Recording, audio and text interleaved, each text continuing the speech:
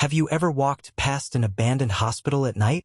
The kind where the windows are shattered, the doors are chained shut, and the wind seems to whistle through the cracks like it's carrying secrets? Places like these don't just sit empty. They breathe.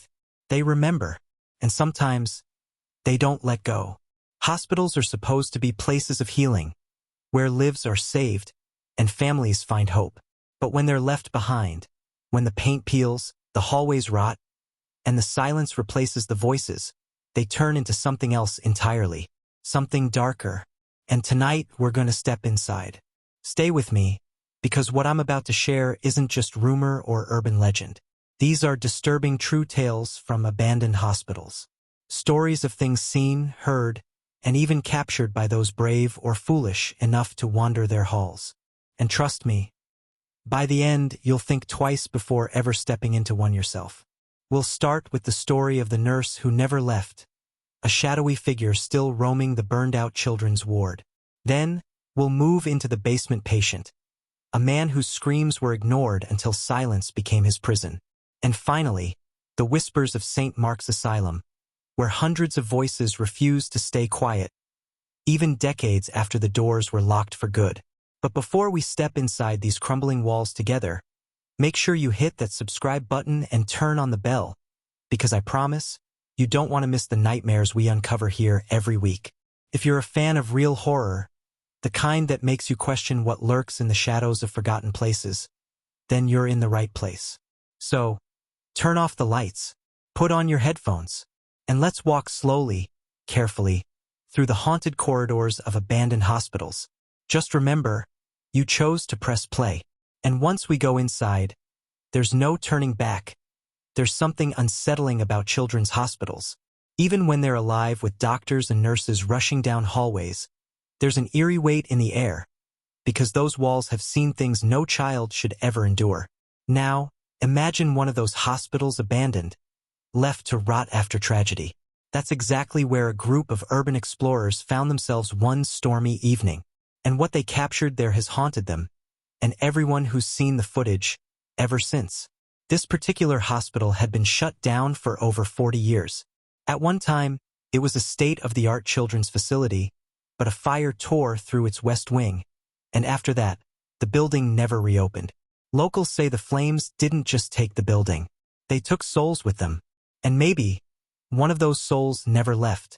The explorers broke in through a cracked side door, their flashlights cutting through the darkness. Inside, it was exactly what you'd expect, and yet so much worse. Patient files scattered across the floor, medical charts yellowed and brittle with age, wheelchairs sitting motionless in corners, as if waiting for children who would never return. A tiny toy truck left on the floor of one room, its paint peeling but its purpose painfully clear. This was once a place where laughter echoed through the halls.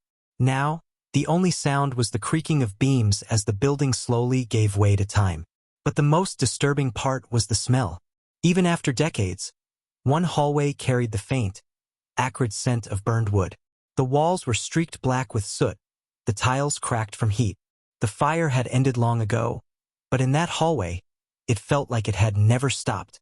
And then, things got strange. One of the explorers, a woman named Claire, stopped suddenly. "Do you hear that?" she whispered. The group froze, and through the silence, they caught it.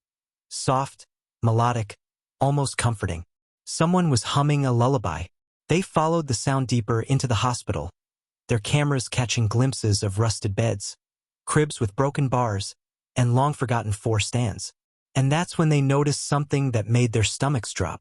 Lined neatly outside a closet door were a pair of old white nurses' shoes, perfectly placed, like someone had just stepped out of them before going to bed. The group exchanged nervous looks. No way those shoes had survived the fire like that. No way they should still be there untouched. Claire raised her camera, recording every detail. The humming grew louder, drifting down the corridor. And then, they saw her. At the very end of the soot-stained hallway, barely illuminated by their flashlights, stood the faint outline of a woman. She wore what looked like a nurse's uniform, crisp and white despite the decay around her. She wasn't walking. She wasn't moving at all, just standing watching. "Hello," one of the explorers called out, though his voice cracked with fear. The figure didn't respond. She just tilted her head slightly, as if she'd heard a child cry from one of the burned-out rooms. The group started backing away, their hearts pounding, their hands shaking so badly the footage blurred.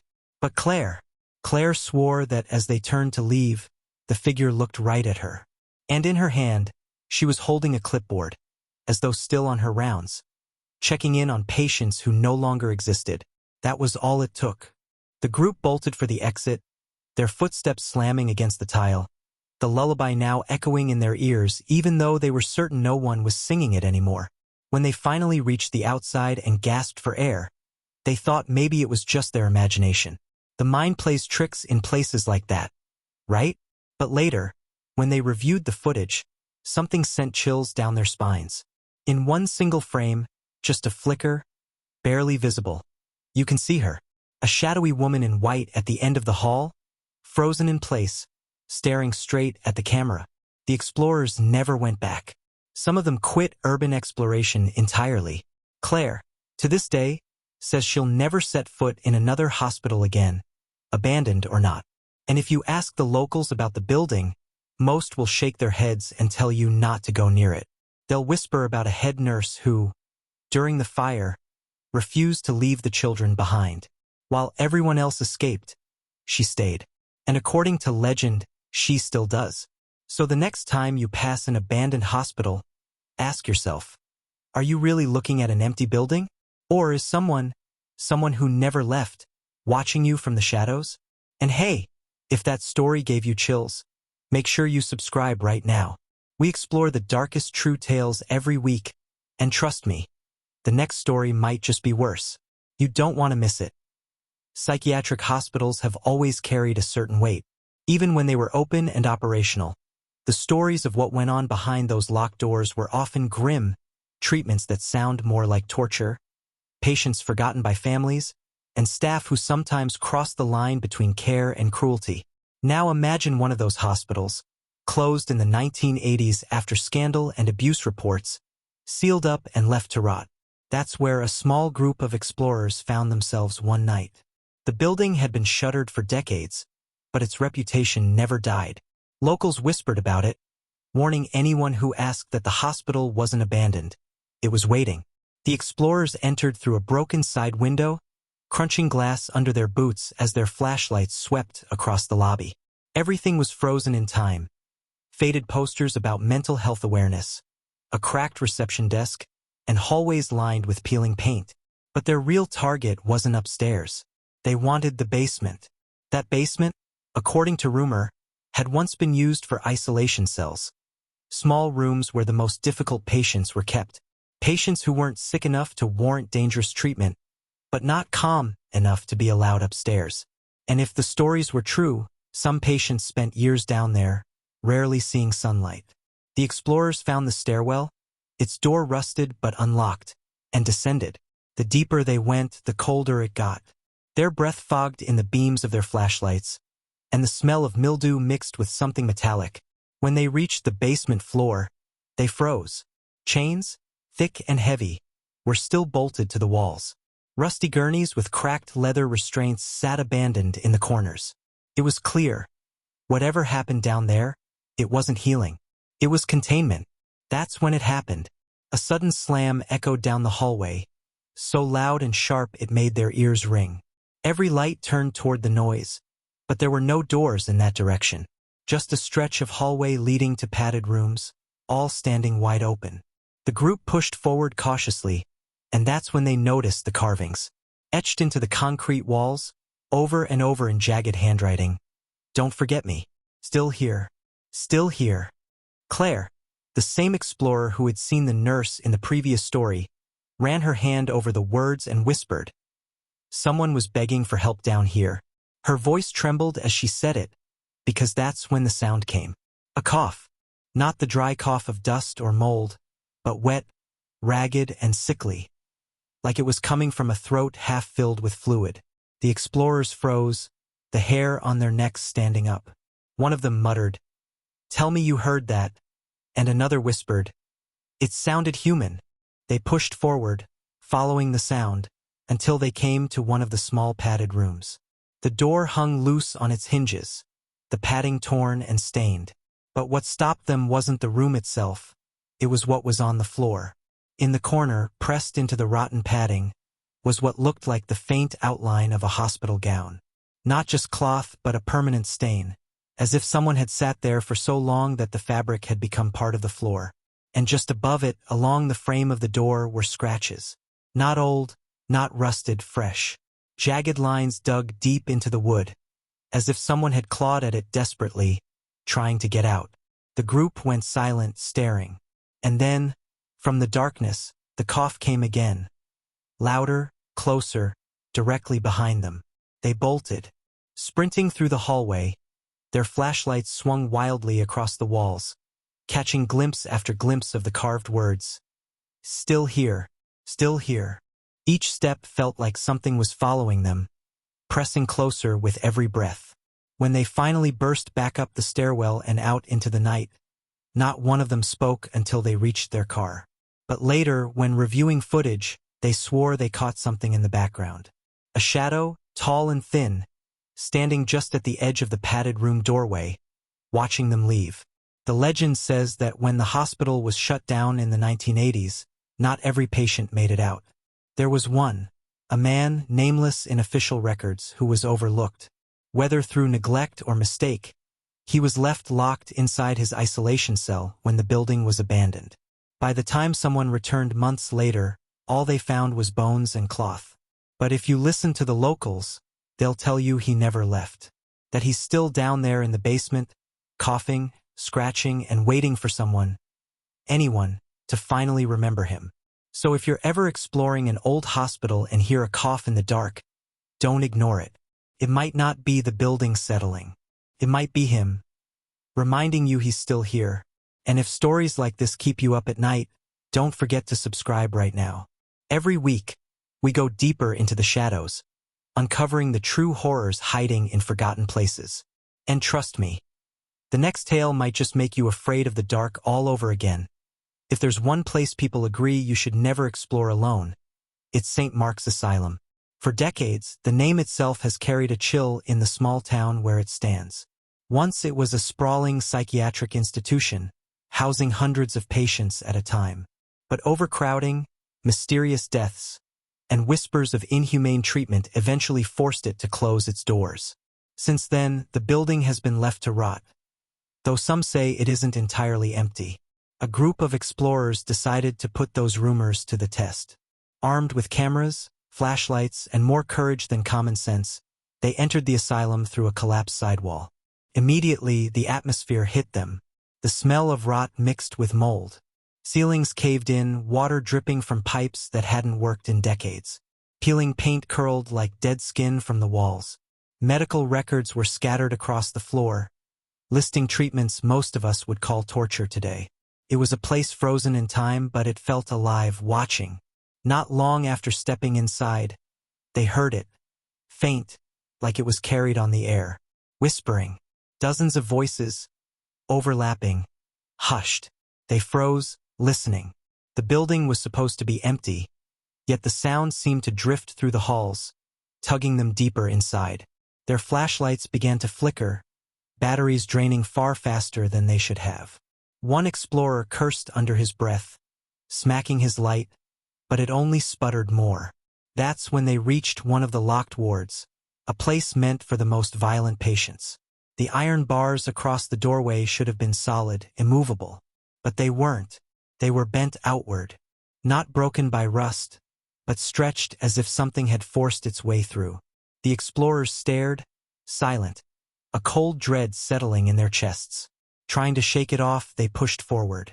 The whispering grew louder, but no matter how hard they looked, no one was there. They called out, "Hello? Is anyone here?" But the whispers only quickened, layered, frantic. Later, when they reviewed their recordings, they caught something bone-chilling. A voice, clearer than the rest, cut through the static. It said, "Don't let them in." At the time, though, they didn't know that. They only knew something was wrong. One explorer suddenly jerked around, swearing he felt a hand brush his shoulder. But when the others spun their lights on him, no one was there. Another member of the group gasped and pointed at the windows of a nearby ward. Through the shattered glass, they saw faces. Dozens of them, pale, gaunt, staring. But when they rushed closer, the windows were empty. They tried to calm themselves, insisting it was just the power of suggestion, the mind playing tricks in the dark. But deep down, none of them believed that. As they prepared to leave, the asylum gave them one final warning. From somewhere deep inside the halls came a scream. Not faint, not distant. A scream so loud and anguished it rattled the glass in broken windows. Every hair on their bodies stood on end. They froze in terror, hearts pounding, waiting for it to come again. But the building had gone silent. When they fled and reviewed their audio, hoping to prove to themselves that it was real, they found nothing. No scream, just static and faint whispers. The legend of St. Mark's says that during its darkest years, the asylum was home to experimental treatments, lobotomies, electroshock therapy, and chemical trials that left patients broken rather than healed. Many were never released. Many were simply forgotten, their families abandoning them, their voices silenced. But some say those voices never left. The whispers that fill the halls? They belong to the patients of St. Mark's, crying out not for help, but for recognition. For someone, anyone, to remember what was done to them. So the next time you hear about a place like St. Mark's, ask yourself, is it really abandoned? Or are the voices still there, waiting for someone foolish enough to listen? And if you're the kind of person who wants to listen, who can't look away from stories like this, make sure you subscribe right now, because we explore the darkest corners of the real world every week. And trust me, this was only the beginning. Abandoned hospitals are more than just empty buildings. They are monuments to everything that went wrong, suffering, neglect, and tragedies that were never meant to see the light of day. And the stories we've uncovered tonight remind us that some places refuse to let go of their past. We walked through the children's ward, where the nurse who never left still lingers, watching over little ones who never made it out of the fire. We descended into the basement of a psychiatric hospital, where the patient left behind scratches at his door, coughing into eternity, desperate for someone to remember him. And we braved the rotting halls of St. Mark's Asylum, where the whispers of countless forgotten souls echo through the darkness, warning, begging, and reminding us of the pain they endured. Each story is a piece of a bigger truth. Hospitals were meant to be sanctuaries of healing, but when abandoned, they become something darker. They turn into repositories of grief, fear, and unfinished stories. They're not just empty shells of brick and mortar. They're heavy with everything that happened inside, and everything that was left unresolved. So the next time you drive past a boarded-up hospital, with broken windows staring like hollow eyes, remember this. Silence doesn't always mean empty. Don't look too closely, because someone or something might be looking back at you. If you've ever explored an abandoned hospital, or even just heard whispers about one in your town, I'd love to hear your story. Drop it in the comments below. Your experience might be the next tale we share here. And if you want more journeys into the forgotten, the haunted, and the disturbingly true, make sure you hit like and subscribe right now. New stories are waiting every week, and trust me, you won't want to face them alone. So, are you brave enough to step into the next one with me?